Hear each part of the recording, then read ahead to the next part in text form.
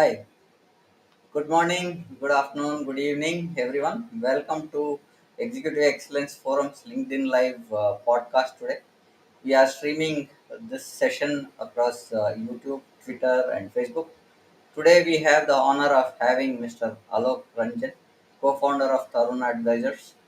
Top 10, he is a top 100 innovative MarTech leader, CMO of the Year awardee, co founder and partner of Tarun Advisors, founder Fit Fiber Optic, and half marathon brings with him a wealth of knowledge and experience in leadership and management.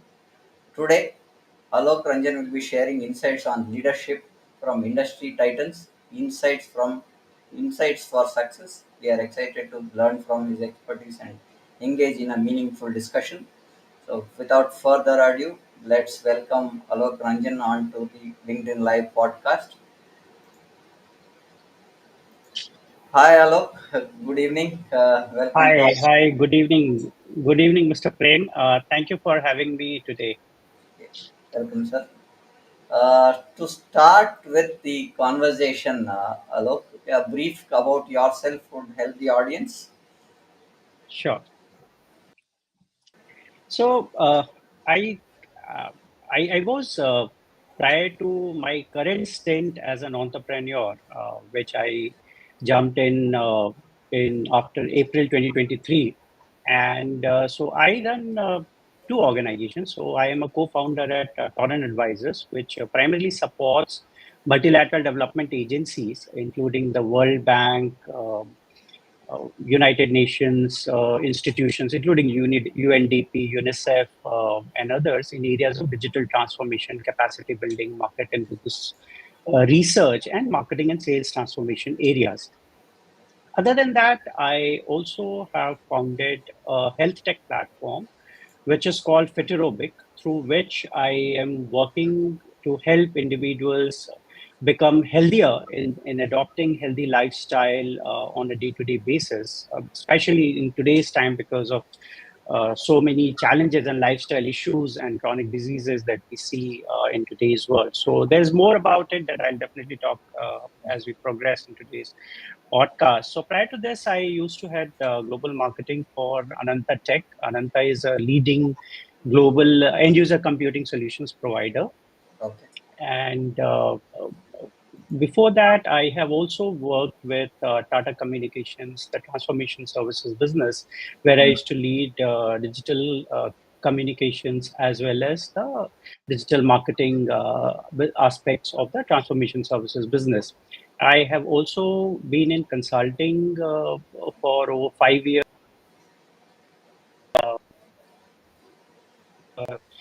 Los Angeles based firm called Avasan Consulting, and Group, where I worked very closely with Vodafone for 2 years, setting up Vodafone enterprise messaging system. So all the transactional and the promotional messages that we get right now. So those were the days, initial days when it was being set up, and I was fortunate part of the project closely with the Vodafone entire western part of India. And I have also worked where I started my career. So I would like to have more discussions about the questions you have for me today. And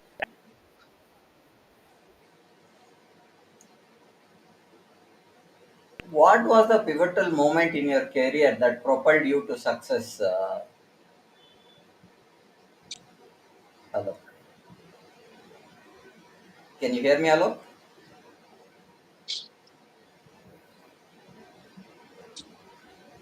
Alok, can you hear me?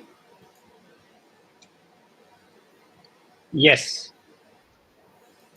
Yeah. What was the pivotal moment in your career that propelled you to success?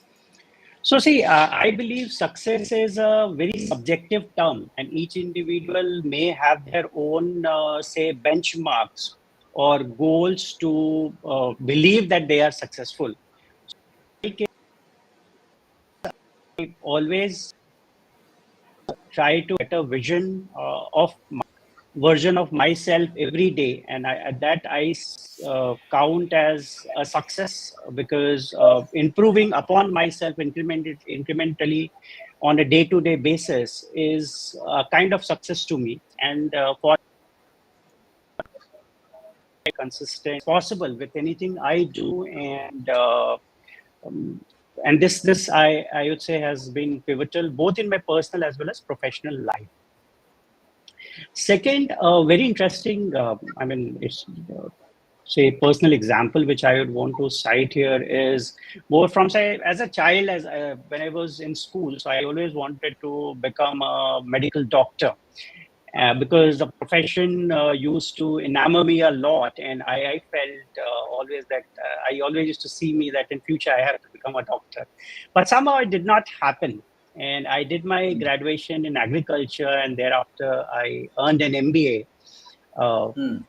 so if I go back and question myself, was I successful? I would say I may not have succeeded in becoming a doctor, but yes, the alternate career opportunity that came to me, or which life presented to me, proved rewarding in many other aspects as such. So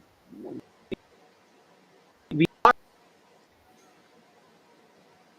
presented umpteen challenges, and I believe it's important that we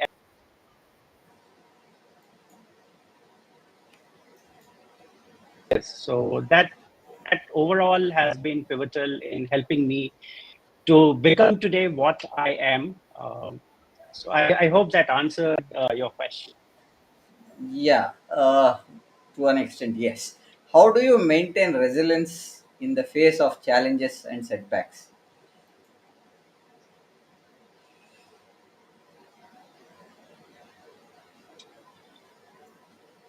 Can you hear us, Alok?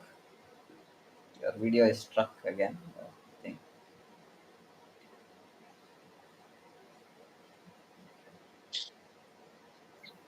Hello, Sure.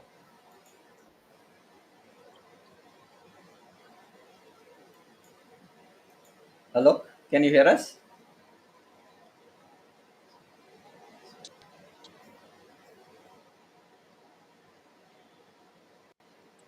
So I mean, maintaining resilience in the face of challenges and setbacks. Yes, I mean, a lot of us, or almost everyone, face a lot of challenges and setbacks in their personal. Yes, I can hear you. Is there an audio issue at my end? Yeah, yeah. I think you are breaking up, and Okay. your video is getting hung. Right. So, Is it if any you better? no, if you can switch off your video, I think that would do for some time, and we'll see. Is that possible? Yeah. Yes. Can you see me now? Am I back? Yeah, you are right. Yes. Yeah. Okay. Yeah. So let me restart with this. So see, I believe, I mean, almost all of us face challenges and setbacks, and especially in professional life, there are many challenges and setbacks come. We have a glitch. We'll wait for Alok to join us back. I think that's Is that yeah. we maintain the composure and analyze what's wrong in the approach, especially in my case is what I do. If I face any challenge or any setback, I always try to do a root cause analysis of why exactly I have faced this kind of problem. What is wrong with this problem, and then I try to analyze and try to find the possible reason, which helps me to identify the mistake. It could be that I would have committed, that I would have, I mean, it could be either say in the thought process, or it could be in the approach that I would have taken to approach that particular work or task. And from there, I always try to learn from that mistake, build upon it, and further move ahead. So that Hmm. has helped me to avoid the issues and come out stronger. Second, I always, I mean, see most of these challenges as opportunities. And I would say, especially right now as a professional and also as an entrepreneur. So there are amid umpteen, say, successes or few successes that we see as entrepreneurs, there are many challenges that we encounter on a day-to-day basis. Hmm. And the only way that I try to say convince myself or help frame a mind or maintain resilience is by believing that this is a process of refining oneself that's happening, and this is actually going to help me further become smarter in my approach going ahead. Hmm. That's there. Second, I also practice self-care, and that involves taking care of myself from the health side. And that's why I started Fit Aerobic, because I have been into, say, since 2017 I have been a runner. Hmm. And from there I have done a few half marathons and 10Ks and 5Ks as well. Since then, I mean, I would say my thought process has completely transformed in the way I look at things, the way I observe things, because now my mind is alert most of the time, and sometimes even till 12 a.m. If I am working, you would find me as fresh as I am 9 a.m. in the morning, and that can only be attributed to working on myself, especially on the physical and the mental side. Because running or doing any physical activity immediately provides that kind of approach, or I would say that kind of rush in the hormones that helps Yeah. me to stay alert. And that's why I thought of starting a health tech company called Petrobic, which aims at helping individuals adopt a healthy and fulfilling life. I think, as you rightly said, we should have. People always think that we should have a strict. We will have hectic day and we don't exercise or do something, right? As a True. leader, if you want to grow, I think some kind of exercise or a regime has to be there for us to be more active, because the energy that we need to run the whole day is more important Yes. for us to make things happen. With that, can you share a defining leadership principle that has guided you throughout your career, Alok? Yeah, so I would say I would want to cite few anecdotes here, Hmm. especially from my own personal life. Like, I'm an agricultural graduate who Okay. earned an MBA in marketing and worked with global IT and telecom organizations Okay. across Okay. technology marketing stack. And if we look at these, so all of these are non-related fields, Hmm. and the only and the good thing has been three different fields have given me three different perspectives, Okay. and also they have provided me the kind of attributes which help me to say learn and adapt to situations quickly. Hmm. And also it has helped me to develop the kind of attitude which helps me to sometimes take tougher decisions, and also at times be softer on the sides as well, because one has to keep a balance of both the hard and soft aspects in professional life.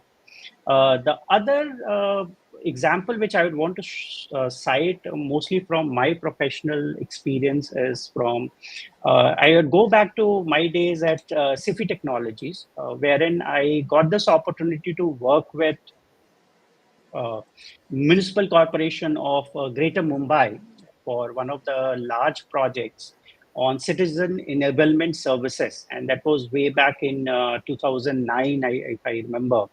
So I was quite a few years into the corporate atmosphere, and still learning a lot. I'm still learning a lot. But those days were like I was quite naive. But I would say I was put in a role where I had to lead this project with working together with government officials, working with the mayor directly, which helped me to develop some of the leadership attributes of uh, directly working with them and launching this citizen enablement services, which allowed people to pay their water bills and property tax through Shifi kiosks that were set up at all the 26 wards in Mumbai. So this was quite a interesting moment for me because this provided me that kind of leadership attribute, which is still helping me a lot. The other experience again from the similar same organization is because most of the things that we study and many students study in marketing or any other function during their business school days, when we are on the job, we see a kind of environment where everything is quite different from whatever principles or theorems that we would have studied in our books. And that's where I feel the learning happened, mostly because I was there at one point in time, part of trade marketing as well, wherein I was involved working very closely directly with consumers, trying to develop a business for a certain I mean, Sifi highways, where those were the days when Sifi internet cafes were quite popular all Yes. across India, and I was responsible for generating business on a day-to-day basis from right from, I mean, western suburbs of Mumbai, entire western suburbs of Mumbai. I had some 50 highways to cater to and generate business. So that gave me a perspective because I had to talk to these franchisee owners on a day-to-day basis, learn a lot on the challenges that they are facing, and try to address those kind of issues. So this provided a different kind of perspective to me, first trying to understand what goes on into the minds of business owners, because a franchisee owner was a business owner, and how as a company I can go out of the box, or I can go out of sometimes even line to help them in sustaining business revenue, because that's where what my role demanded. So these, I would say, these incidents really helped me to build that kind of leadership attributes or principles.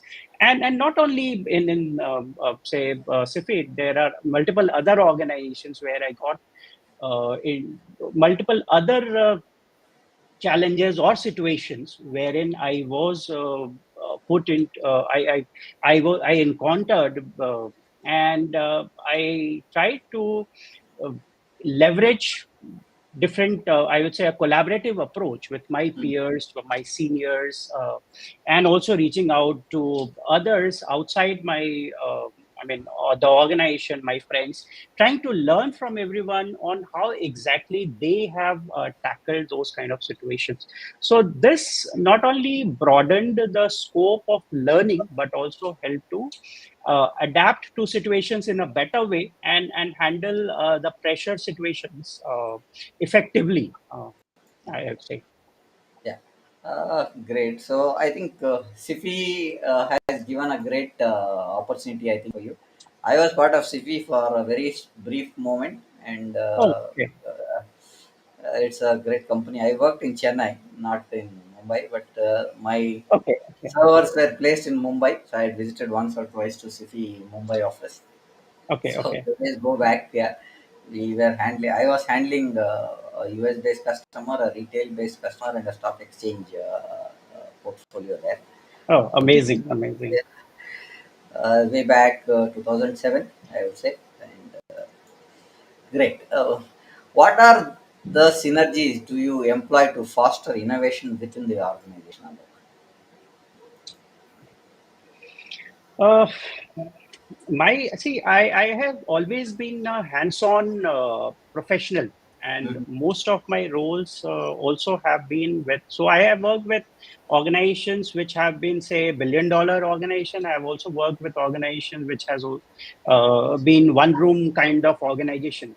So that Okay. has given me a varied perspective of different kind of atmosphere that exists within each of these organizations. So this has helped me to always become hands-on with Mm, things.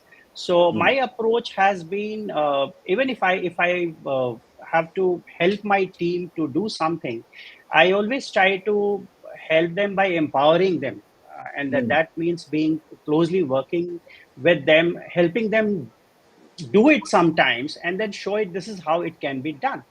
Because that way they not only learn, but next time they don't need my help to do it effectively, and I get the kind of results that I want.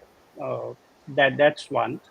Second, I always help and encourage team, both in the past and now, to get involved in learning, and especially with a lot of technology changes that's happening around us, and with chat gpt and all of that that's happening now. I believe it's important that people working being who are part of different functions, they need to take up new certifications, they need to quickly upgrade their skills, because technology, if we do not say upgrade ourselves, then there is high probability that technology may uh, either replace us, or there may be someone who is better who will replace us because they understand technology better than us. So continuous learning is another area which I have always focused, and I have always helped and promoted and encouraged my team mm. mates to acquire, because that's one thing which will continuously keep us involved with what's happening around us, and also deal with situations sometimes which may not be conducive, or it could be a pressured situation. So knowledge acquisition becomes very very important, which ultimately leads to innovation in whatever we do. It could be either both be incremental innovation as well, or it could also be a significant innovation or disruptive innovation that we see right now.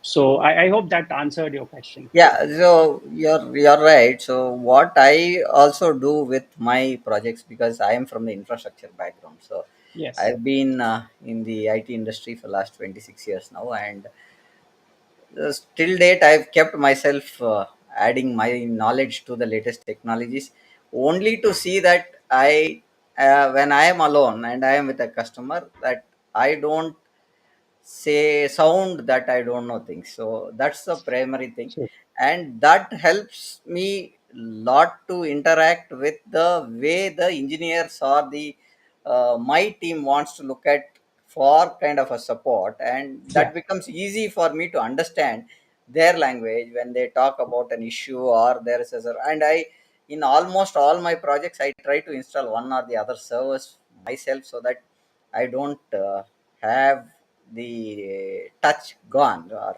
left out. So Absolutely, I think that's a very interesting point which you have brought, because that actually helps us to say not only learn a particular thing ourselves, but also keep the team on track, because yeah, now we know how much time this particular activity is going to take. yeah, So say in cases where we say outsource some of these activities, and if someone comes back and say, okay, this particular task is going to take say 7 days to do, so we know that this is not a 7 day work, but it's just a day's work, yeah. right? That provides that kind of I, say I mean leadership attribute, which helps us to, I mean, not only drive innovations incrementally, but also help in pushing things in the way which is in the interest of the organization.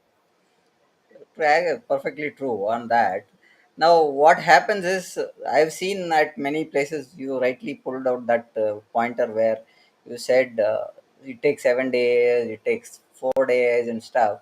With automation, yeah, tools that we are having, like configuration of infrastructure as a code and stuff like that, the time taken for us to deploy or get the systems up is will take time. After that, it is very easy to True. bring up these servers and bring up the environments for the applications to run. With that, how do you balance short term goals and long term vision in your decision making process, Alok? Uh, See, I always I mean, depending on the need, obviously short-term goals are important. And during my professional different with different organizations, what I have seen is we have to balance between short-term goals and long-term goals. And although long-term goal may be say a few years down the line, but these short-term goals have become very critical to achieve that long-term goal, and we have should always strive to work in achieving these short-term goals, because these are the ones which would ultimately lead us to achieving the long-term goal. That's one. Second, I believe this is very similar to a question like when we were in college and we were applying for jobs. So we were the first question or the question that used to be asked was, where do you see yourself 5 years from now? Right. So, and that was kind of a long term vision that the interviewer expected from most of us to see. And as students at that point in time, some of us may not have been able to visualize it, but as organizations, it is extremely important to visualize a larger goal, which it could be 5 year or a 10 year kind of goal, which is either be it could be a revenue based goal, or it could be growth or scalability based goal. But it is always supported by different short term goals which needs to be catered to through various processes, or it could be, I mean, different functions could have different short term goals which ultimately would lead to achieving the long term goal. So my understanding and belief is both short term goals and long term goals are critical in the decision making process. And while we cannot say overlook short term goals in order to uh, wait for long term vision or long term goal to achieve on its own, because that may not happen if we continuously keep overlooking short term goals. In certain cases, yes, depending on the business need, but in other cases it is important that both there is a balance of both short term as well as the long term vision of the organization, and that's how we need to integrate short term goals within the framework of the long term goals. I think from a long term is when we dissect it into multiple pieces is what is becoming short term goals. I think so that the short term goals lead to the larger objective of a project or an engagement that we want to Absolutely. look at.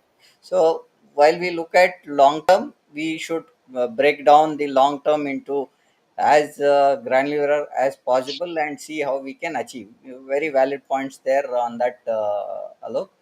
uh, Absolutely.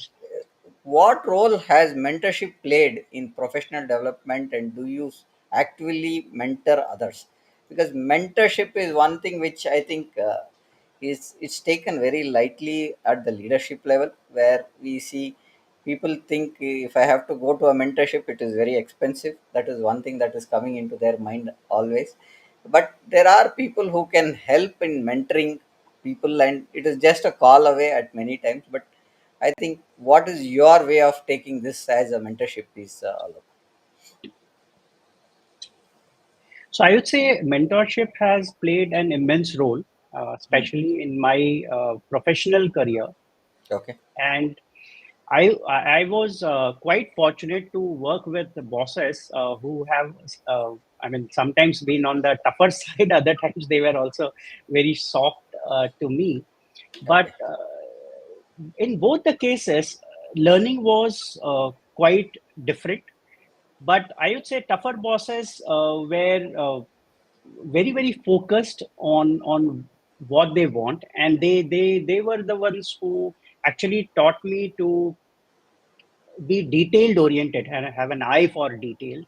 Hmm. And that is something which I still cherish, because I was part of a consulting organization, and I worked with an incredible boss who was not only flamboyant, but he also inculcated in me a lot of leadership quality, who by becoming an example. I would say, at least I look for up to him still. I may not be mm, part of that organization, but I still look up to him and try and emulate some of those things which he, I mean, helped me to imbibe from his actions. So that is one point which in mentorship I really cherish. The mm, other is I have also worked with bosses who have given me enough freedom to perform and work in my own way. They haven't never interfered in what I do or how I do it. They were very focused on achieving those results, and they have come forward to help me out in achieving those results. Sometimes they have challenged me to mm, perform and come out with results. Other times they have come and then supported me by providing different kind of interventions that would really help me to achieve those goals. And these are the kind of mentorship that I definitely would look forward. And I mean, I am in touch with most of my bosses still. And then I definitely look forward to their feedback, comments, and I sometimes even reach out, even in my entrepreneurial journey. If I need some advice, I definitely reach out to them mm, for advice and any assistance that I need. Having said that, yes, I do mentor. At least over past 18 20 years of my professional experience, I have acquired few skills that I feel I could impart to the new generation or younger people who are coming out of college. So I help them on a different perspective, both building on, say, softer skills as well as trying to acquire, say, harder and technical skills. And since I come from marketing and technology marketing domain, so I try to help people simplify things, because as a non-techie who has worked with tech companies all throughout his career, I have my own ways of simplified way of understanding IT and technology, and that has immensely helped me, because that helped me to communicate to them at a level, probably a 10th standard or a, uh, I mean, someone who's in 8th standard can understand. And that's how I try to communicate, and how I try to mentor. I have also been part of a few mentorship programs, including Startup India. There's a Marg Mentor program, so I'm a mentor there. I also I'm a mentor at few incubators in India, and helping few startups in uh, both from the business perspective, and also helping them in scaling their business.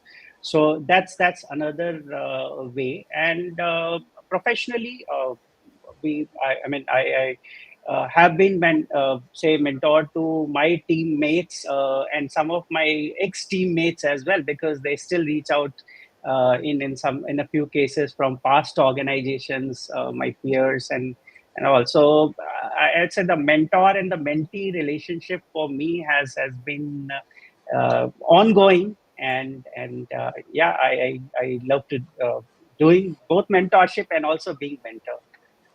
Yeah, so you touched again a crucial point. I had a good number of mentors in my career, where I spent predominant about 13 years in Wipro, because of some of the great leaders that were part are my managers, to be very specific.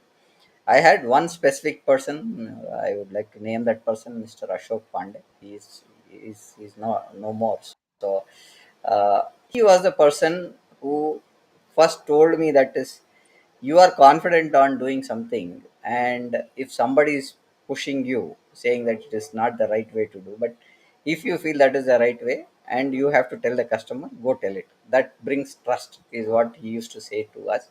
And he always had one thing very clear, is you have to be very clear in what you want to achieve in this project or do anything. That makes you go confidently talk at any level, so that you do, when you hide something, and if you have to manage something, then that hide will add another 3 4 things to be added, and it gets hidden for a longer time, and sometime it may burst out to a bad situation. So he used to say, be very clear, be open, and say if there is a problem, tell us there a problem and this is what we can do. And there, if there is a time needed, and you have to bucketize all your projects into three things: one is resource, one is cost, and the time. So you take Yes. any project, you have to look at these three pointers. Tell me, what do you want now? If you want to close this project, what do you want? You want money, how much? And time, how much? And resources, how many? Whether it is people, some kind of an equipment or anything, but you should be clear in saying that this is what three things I need. So whole project success, used to say, depends on these three things, Prem. So you manage things in that way, you will get your projects done. Amazing mentorship. I miss him a lot, but there nothing I can do because he's no more with us. uh, how do you navigate uncertainty and adopt rapidly changing markets? Because seeing the technology landscape that is happening, we see new things coming up every day. So I've spoken in my earlier podcasts also saying that technology over the last 2 years has evolved very drastically. There was no hint of Gen AI coming into picture at all in Jan 2023. uh, Jan, we are in 2024, and Gen AI has taken much more. Chat GPT has become much more stronger in Yeah. terms of taking things. But how do you look at this as adoption to the changing market? Rapid change is happening, right? Absolutely. So, see, the way I look at the uncertainty and the rapidly changing market, I believe the only way to adapt right now is to continuously learn Yeah, and be flexible and learn about new technology, because it and it, because I know there have been a lot of fears. There have been a lot of reports talking about jobs will be taken away by technology, and specifically talking about open AI and generative AI technology. right. But that can only happen if we stop learning about this technology. There are still a lot that we need to learn on how exactly these models work. And now believe the when the OpenAI was launched, if I compare, go back say 2 years ago, and now if we look at OpenAI, as you mentioned, there is a stark way or change in how OpenAI delivers the responses that we send, especially for the prompts that we have. Having said that, it's important that we understand the technology, not only OpenAI. There are multiple other technologies, including Web 3.0, blockchain technologies. We should try and understand what these technologies are, how these are impacting our lives, because unless we uh, try and learn about it, we will always remain oblivious, and we may, I mean, maybe overpowered or overwhelmed by some of these technologies, because we don't know uh, what other technology is around the corner, Yeah, uh, right? So that's another aspect that we should definitely be looking at. The other is, as I said earlier, also we should be very very flexible, and I always try to be very very flexible in whatever in the approach that I adopt, because there cannot be a rigid approach, especially in today's scenario. If yeah, Because we are not just having technology based challenges, we are having challenges which is compounded by geopolitical issues, compounded by economic dynamics, and there's a lot happening across the globe. So, and yeah, everything is impacting, right from say financials to uh, corporate lives to work-life balance, and everything is disrupted to an extent. While there are interventions around us which are actually helping us to cope with these mechanisms, and the organizations are working and creating those interventions for employees to help them come up or navigate through these uncertain challenges in their own way. But it's important that we take a step forward on ourselves and try and experiment with new areas to upskill ourselves, to develop our own understanding of technology, our own understanding of business, our own understanding of geopolitical issues, and how and that way probably we'll be able to foresee things that may not have immediately impacted our role, present role per se. Other thing which I also feel is important is trying to, I mean, not navigate into multiple directions. It's important that we identify one or two areas and focus and be focused on them. And although it's very difficult to master everything, but it's important that we spend certain number of hours to understand a particular subject and try and delve into it and learn and equip ourselves, because that's only way we can navigate through these uncertain times and come out with say flying colors. Yeah. What is the, can you share some failure or a mistake which you learnt a valuable lesson? Because while we try to do something which is important, we also make mistakes, and that costs Absolutely. at times. So any such examples which you would like to share with us?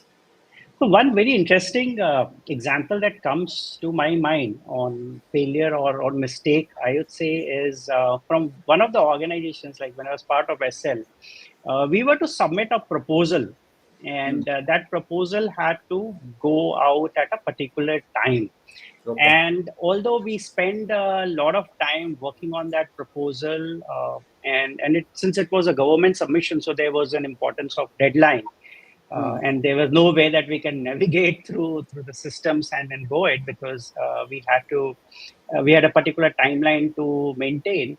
And somehow, although the proposal was made, it could not reach its destination that particular time.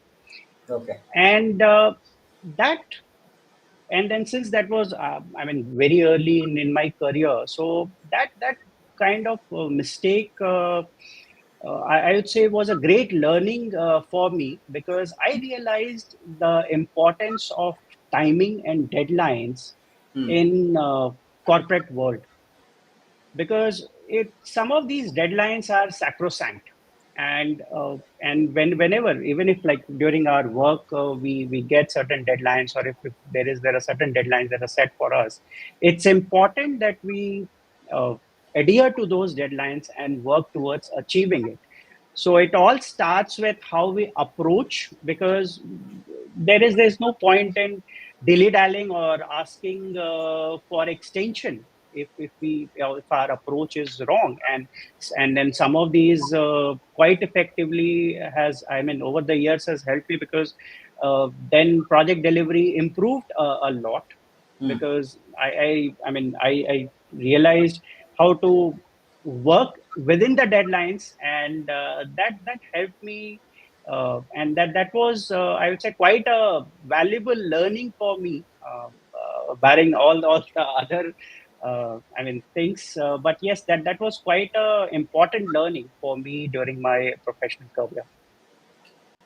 What advice would you give to emerging leaders striving to make their impact on their industries? It's specific, right? So what is the advice from your side? See, one of the important things, and especially for emerging leaders who are part of corporate, and also people who are building their own organizations as startups, Hmm. it's important to understand the industry and the domain. That is extremely important, because even if you are, say, a marketer, or if you're a finance executive, it's important that you understand your organization, the business that it is in, because unless you understand the organization and what you are doing, and the domain in which it functions, including the trends and what's happening in the industry and all of that, Hmm. it is very difficult to execute the leadership vision which probably the CEOs and the chairman would want to pass on to you. Okay. That is one. The other is continuous learning again comes and then plays a very important role, because more we learn ourselves, the more we equip ourselves with new knowledge, things happening in our own industries, it becomes very very important for us to, I mean, progress. And one, say, very interesting way that I have devised for myself when I'm building Peterobic is, I host a podcast myself, which is called Fitness Pro Chat with Peterobic, and I speak with experts from around the globe who have been in the industry and who have been health experts for past 15, 20 years. That has provided me I would say, a very holistic view of what's happening in this industry. Hmm. And this not only has helped me to understand particular issue in depth, but Hmm. also inculcated, say, ideas that I can use to adapt and change in the approach and then the models that can I am adopting in my business right now to approach the market. So yeah, I mean, two thoughts, as I said. One is continuous learning, and second, understanding the domain in which they are in. And third, I would also say it's important to collaborate and reach out, Yeah. especially in the past 1 year. I mean, I have tried to leverage my connects. I've gone back to my friends, families, made new connections, met a lot of people at different forums. There is so much to learn and so much to understand from each individual, because everyone is bringing a different kind of perspective to the table, and that has broadened the perspective, and that has provided a lot of insights into how and the way I can adapt my approaches, or I can adapt my way of working towards achieving my long term as well as short term goals. I How hope that answered the Yeah, question. yeah, it definitely answered my question. How do you prioritize work-life balance, avoid burnout in demanding roles? See, burnout is been one thing that is being discussed over nowadays.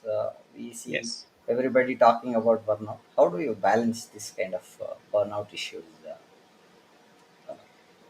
So, see, as I said, I always, I mean, I adopted, say, a healthy living. I was, I mean, I'm open to talk about it. So, I was on the heavier side.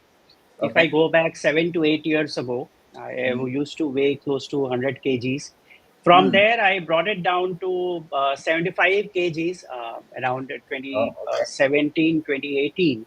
Mm. Mm. When I took up running with a running group called Republic of Runners in Pune, and because I was that point in time in Pune with Tata Communications Transformation Services, that was kind of a transformational moment because it provided me the me time.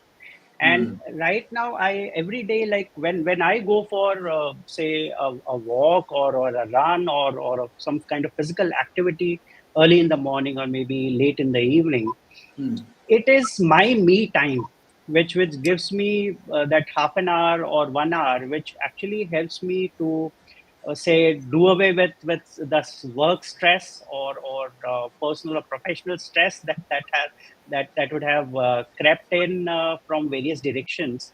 And it also provides a different perspective, because then I have most my the times I have gotten into new ideas with when I have gone for a some kind of physical activity. So that's something which has really helped me to, I mean, keep a work-life balance, because that helps me to remain alert, and also, I mean, helps me to complete some of these tasks, and by not extending it to longer hours.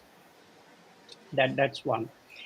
Burnout, I do agree. There are cases. In fact, one of the research that we at Petrobic have done, and we Mm. found that close to 70% of the employees within organizations today are experiencing burnout.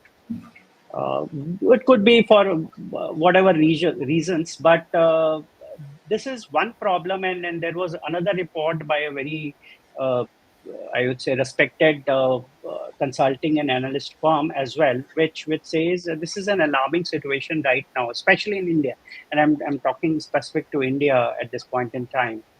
So my burnout, I mean, medicine is doing some kind of physical activity and also focusing on my nutrition, because sometimes most of us actually believe that it's only physical activity that would help us to stay healthy, fit, and then we can just go out and eat anything, whatever we want.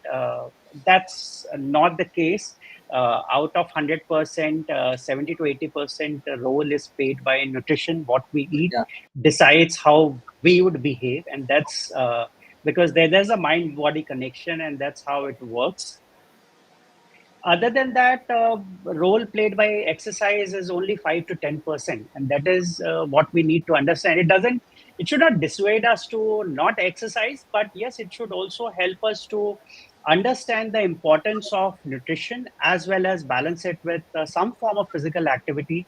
It need not be a very strenuous exercise. We don't have to become an Olympic runner or a swimmer. We just have to be active in our lives. So that's helping me to avoid burnout, and that is what I am right now uh, trying to impart through the corporate wellness program that we have launched recently for Fiteropic, and that's what we are taking ahead into different organizations. What are the I hope, yeah. Yeah? What are the key traits you look when assembling a high performance team? Now we spoke about burnout. We spoke about managing work life balance. How do you assemble the right set of people for high performance teams? I would say, to me, integrity and sincerity are two very important traits Hmm. when I am looking for someone in my team, Okay. because sincerity is something that will always help the person to accomplish the task in the way you want it, because you can always train the person, you can always guide the person and help them out to accomplish a particular task. But if they are not sincere enough to understand what is required, or understand the importance of deadlines or timelines that they need to stick to, they would not come forward and deliver it on time. And that is one. Integrity is another thing which I always practice and always look for in my team members, because that way the person is honest, at least to he or she has to be honest to their work. If they need to understand the work, and then that's how they can deliver it on time, and also that's how they can come out with, say, exceptionally good outcome in that kind of work. Other uh, technical skills can be always be taught, always be Yeah. trained, and most of us undergo such kind of training during our I mean jobs in the organization. And but integrity and working on the sincerity are two very important traits that I look for in building a high performance team. Yeah. Very valid point. What are the strategies you stay ahead of the competition and anticipate industry trends? So as I said, I always try to keep myself updated about what's happening in the industry in and around me. Hmm. And since I come from, or I run Torrent Advisor, so we work and speak with the CXOs across different industries. So it's very important that we ourselves keep ourselves updated about what's happening in the industry and how it's going to impact businesses for CXOs. So understanding, trying to build that kind of understanding of the particular industry, and also trying to learn from different sources, trying to understand what's happening from, say, some of the top technology providers who are building these world class products right now. It could be, say, Nvidia or Microsoft or AWS or Mm. other organizations who are working extensively on these technologies. It's important to learn what's happening and from some of these exceptional leaders in the world. So that's what I do, and I practice by learning from them. Other is it does not just stop at learning. I also try to apply some of these things in different formats, and I would say one of these ways that we do at Torrent Advisors is like we have published two industry papers. One which we wrote or I would say which we wrote with Informa Markets, and it was on construction industry, which talks about the impact of artificial intelligence on construction industry. And I'm one of the co-authors for that particular paper along with my partner. There's another paper that we wrote, and it was recently published. Was for Indian Merchant Chamber of Commerce and Industry. And what we did for IMC, we created a paper on navigating ethical challenges in generative AI. Specifically, these two AI specific paper, and because AI is the uh, very, say, buzzing technology that everyone is talking about. So we not only have gathered understanding by talking to different stakeholders who are building these. So I keep speaking to startups who are building certain new technologies in different industries. Okay. I keep, running some kind of research with these startups so that we, as an organization, we get understanding of what's happening in different on the technology side, and build our own repository of information that we can leverage at different times. So, can you help us one memorable experience where taking calculated risk led to significant rewards? Uh, One of the, incidents that come to my mind is was is like, and I will go right early into my college days, because uh, that's where, because I did my graduation in agriculture, Okay. and that's something which is, I would say, a non-conventional professional course, because most people in those days, especially, wanted either to become a doctor or an engineer, and I got into a, say, degree program which was quite unconventional in those days. Now we have agri-tech. In Yeah. those days, we did not. So, and that provided me a different kind of perspective, because we had to go and work with farmers for 6 months as part of our rural work experience program. From there, it really helped me to understand how things evolve on the ground, because when we go right into the fields of the farmer and work with them, how they sow the crop, how they grow the crop. So those kind of scenarios provide us a different kind of perspective into not only life, but also on different experiences that we gain on our approach and methods towards different things.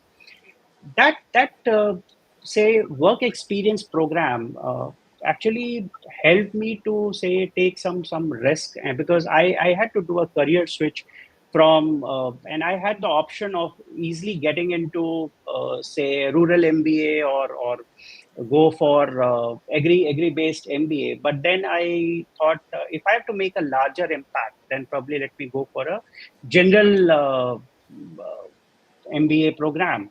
And that's where I feel I took that risk, and it has really helped me, because the from right from, say, agriculture to tech, which was something quite new, and I have spent a lot of time studying, especially during my early career days, equipping myself, learning, and the organizations also have been very, very helpful to equipping me with a lot of knowledge and understanding about things that I could impart now I mean, to others going ahead.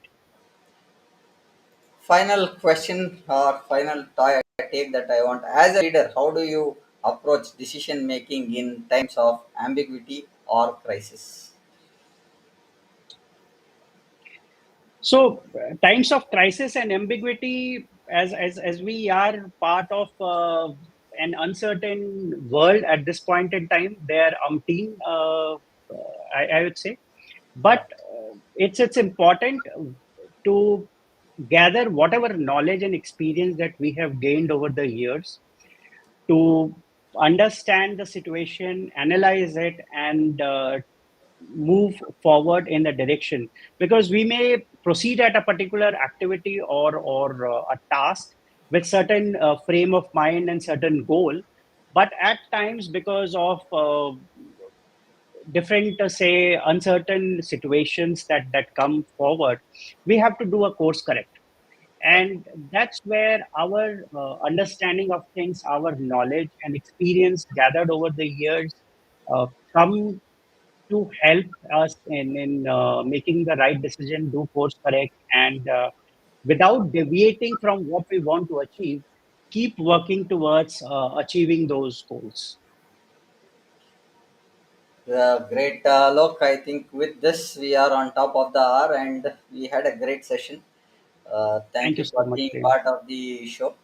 With this, we would like to conclude our show. And on a summary note, I would like to add before we conclude is that we talked about burnout. We talked about how we can keep ourselves suppressed on keeping ourselves learning. Continuous learning is an important point that we discussed about. Yeah. We talked about crisis situation and how do we manage situations as a leader, and how we can mentor people and bring them to the leadership ladder is what we discussed.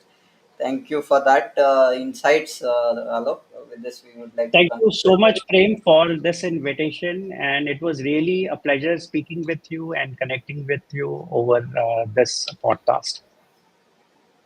Welcome.